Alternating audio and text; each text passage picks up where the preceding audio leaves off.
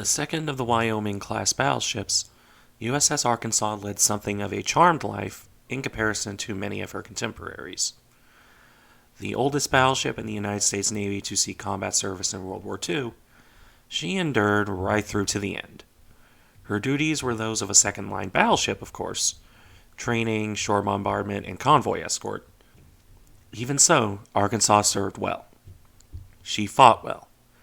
And in the end, she would die well, surviving one atomic bomb detonation and only falling to the second due to being just about at the center of it. Her story begins a long time before and a long way away from that sunny Pacific atoll, however.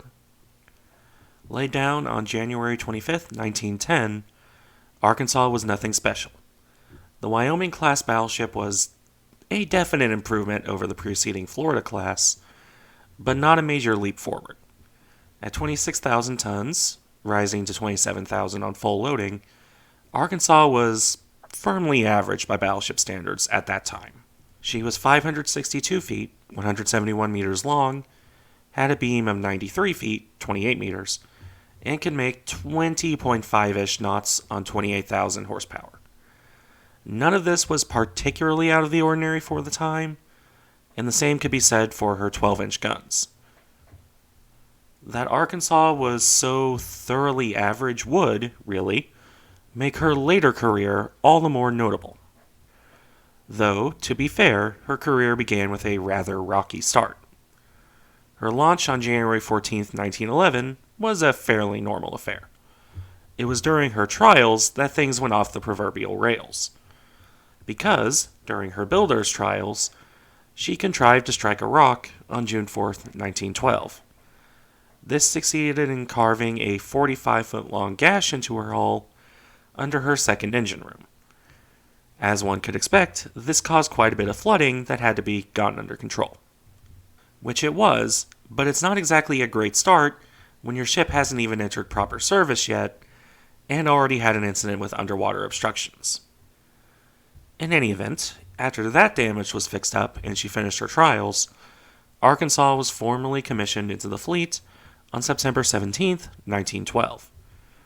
What followed was the normal period of working up and fitting out, testing the guns and the other weapons, with a short detour to take President Taft to the Panama Canal, as yet incomplete, in December of 1912. She then returned to her training duties before hitting Coral off the coast of Cuba in February of 1913. Shades of warspite here. Her continuing training and trials after this are all well and good, of course. Necessary for any ship. But also not something special to her. The next moment of that would come when she set out for Europe in late 1913. This was her first proper overseas cruise, and something of a major event at the time. Even to the point of the Assistant Secretary of the Navy, some nobody named Franklin Roosevelt, visiting her before she departed. I'm sure he won't be important later on. This voyage to Europe wouldn't be without mishaps or interesting events, mind you. For example, going from calm weather in the Atlantic to such a severe storm when trying to enter the Mediterranean that even the dreadnoughts got tossed around by it. As could be expected, the ships decided to go through the Strait of Gibraltar as quickly as possible, which was probably a good decision. There's actually a funny story here that's probably related to that. Going through the Straits of Gibraltar after a storm, apparently one of her officers with a taste for Greek mythology was a bit inspired. Inspired enough that when they were sailing down the Mediterranean, he put up a message referencing the Odyssey, specifically calling for the crew to stuff their ears when they sailed past where the sirens were supposed to be located. Random detours to Greek legends and myths aside, the tour turned back to being a fairly routine one. Her return would, on the other hand, see another brush with near collision, for after she finished an overhaul, she nearly collided with a car float trying to leave Brooklyn. Luckily, tugs stopped that, but she's picking up a familiar habit, isn't she? The next major event would be one shared with multiple American battleships at the time, the intervention in Veracruz. In this, Arkansas would do little directly of note, though her shore detachment would yield 2 Medal of Honors in the process. She would remain in Mexican waters for some time before returning for a refit and more traditional peacetime duties.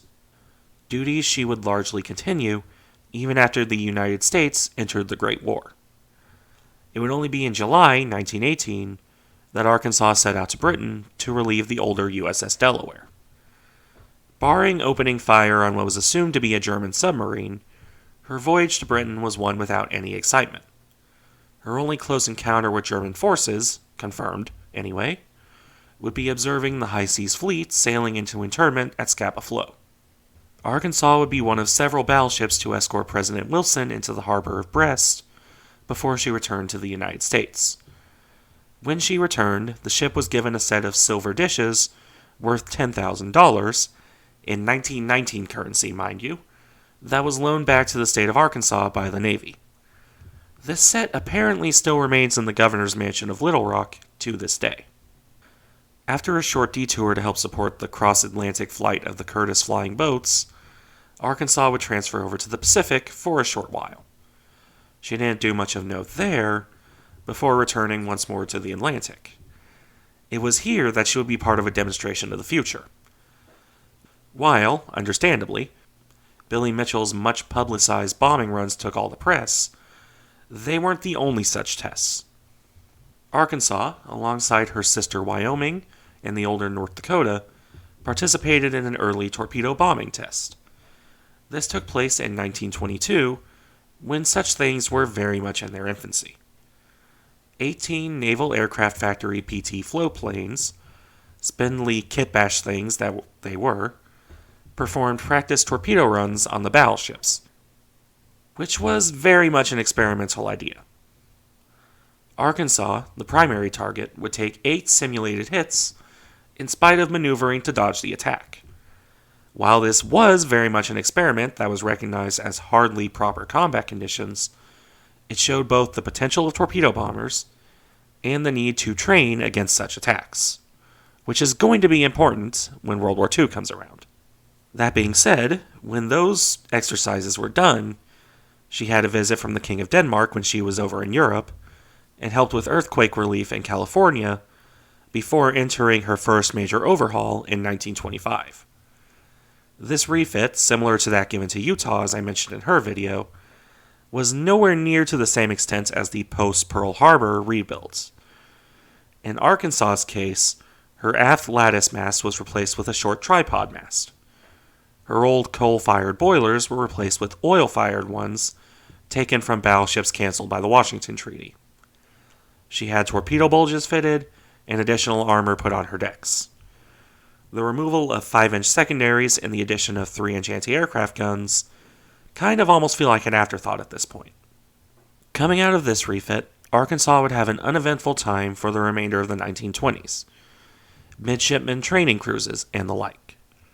While not really a change in what she was doing, the end of the 1930s would see a change in her status, however. With the London Naval Treaty stipulating further restrictions, Arkansas would end up as the oldest battleship retained at full combat capacity with the United States Navy. This following the conversion of Utah to a target and later gunnery training ship, and Wyoming to a full-time and partially demilitarized training ship in 1931. Arkansas would remain the oldest battleship in full service right through the end of the Second World War. But before we reach that point, there are still the 1930s to cover. Well, I say that, but aside from Fleet Problem 12, which Arkansas was the flagship of, not much really happened. I will be covering that fleet problem in more detail in History's short story video at a later date, but suffice it to say that Arkansas started out well, only to be knocked out early by a submarine. She would then spend some time operating with other ships on further exercises, before returning back to her training duties, interspersed with the odd trip to visit European ports, including Germany. So it would go, at least until the Second World War broke out in 1939. While Arkansas would remain largely on training duty, with the odd escort mission, for the first couple years of the war, she would be part of the escort for American troops replacing British forces in Iceland come 1941. However, even when actual war was declared after the Pearl Harbor attacks, Arkansas largely remained away from the conflict. Perhaps in recognition of her age and general vulnerability to attack, Arkansas would spend the vast majority of the war on convoy escort duties, with the occasional training cruise as well. In spite of being refit with additional anti-aircraft guns at various points, she remained the least fit for frontline service of any American battleship that was still in full, proper service. Still, one can't argue with the results. Arkansas was perfectly sufficient and able to perform convoy escort. No German surface raider would go after a convoy escorted by a battleship, even one so old and outmoded as Arkansas was. U-boats, on the other hand, were a different story. Just a couple days before Christmas 1943, the submarine U-471 attempted to torpedo Arkansas. Fortunately for the battleship, the torpedoes missed. Unfortunately for the U-boat, she would not only fail to hit the old battle wagon, but would in turn be bombed by British patrol aircraft, though she at least made it back to port. And would it be until the Normandy landings that Arkansas finally, 3 decades after entering service, was able to fire her guns in anger, discounting that one incident in World War I, which might not even have been a real submarine. Her crew, apparently knowing this was their first time to actually strut their stuff, was quite eager to actually use their guns properly. They even apparently wrote, "You name it, boss, we'll hit it," on one of her turrets. Considering her performance in the invasion, this wasn't exactly an empty boast either. On D-Day itself, June 6th, Arkansas would fire 163 armor-piercing and 656 high-explosive shells from her main guns. Her secondary 5-inch guns would fire 94 rounds, with 104 from her 3-inch guns. In so doing, she would help knock out one of 4 German gun casemates, while damaging 2 more. During the process of providing fire support for the invasion, Arkansas would narrowly avoid taking hits from 2 German guided bombs. These missed her and the nearby cruiser Quincy, which is probably fortunate considering what German guided bombs tended to do to battleships.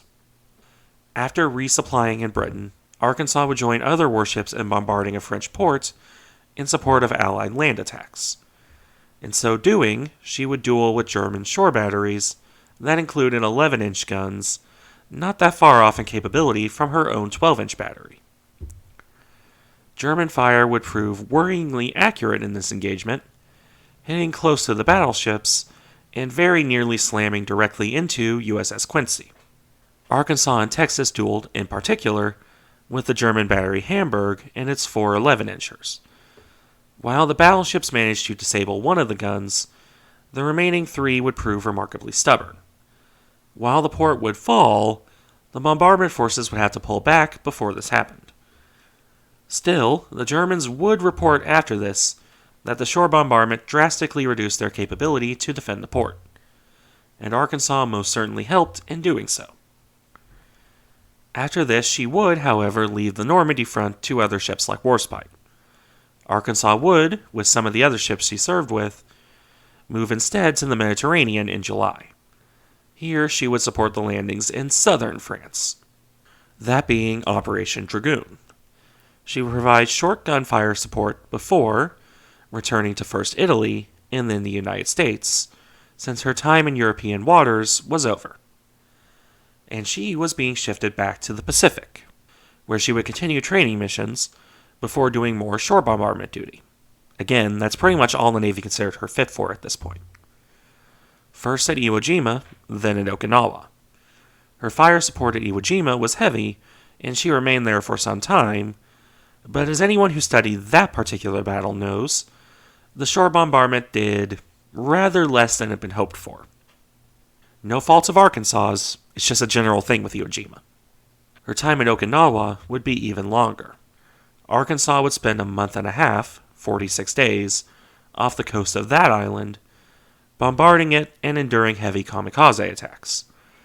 Her luck would hold out here, however, as not one of the suicide planes managed to hit the battleship before she departed back for Guam. Had the war continued at this point, it is likely she would have continued doing the exact same shore bombardment, except this time in support of the invasion of the Japanese home islands themselves. As it would turn out, she would end out the war training off Leyte. With the Japanese surrender, Arkansas would be recruited into Operation Magic Carpet, helping transport American servicemen back home from the front. She would do so for some time, before ultimately being earmarked for the Operation Crossroads atomic tests instead of scrapping. This is not terribly surprising. Such a fate was common for the older battleships, or the ones with lingering damage that wasn't worth repairing. Arkansas was very much not going to survive in the post-war Navy, not with how old and worn out she was. As such, she would arrive at Bikini Atoll to join the other ships designated for nuking. Arkansas would survive the first test, Able, on July 1st with relatively minimal damage. In common with many ships, while the airburst did serious enough damage to her superstructure, it didn't sink her. Her turrets and armor belt largely escaped major damage. It wasn't light damage by any stretch of the imagination, but it also wasn't going to sink her by any means. The same could not be said for the Baker test, the underwater detonation. Arkansas was all of 250 yards from the epicenter of that blast. It should come as little surprise that the underwater pressure wave hammered in her sides, or that the gigantic mushroom cloud of water came crashing down upon her, more or less slamming Arkansas down with it. Her wreck shows the sheer violence of this sinking, as the picture on screen shows. There would be no lingering around for Arkansas. She died quickly. Still, while it's not the most noble fate for such a long-lived ship, Arkansas at least served a purpose in her sinking. That's more than a lot of ships can say. The oldest battleship in active service with the United States Navy went out with a quite literal bang. And much like Nagato or Saratoga, her wreck remains a popular diving spot to this day. Thank you for watching. Remember to like, comment, and subscribe if you enjoyed the content, and I'll see you in the next one.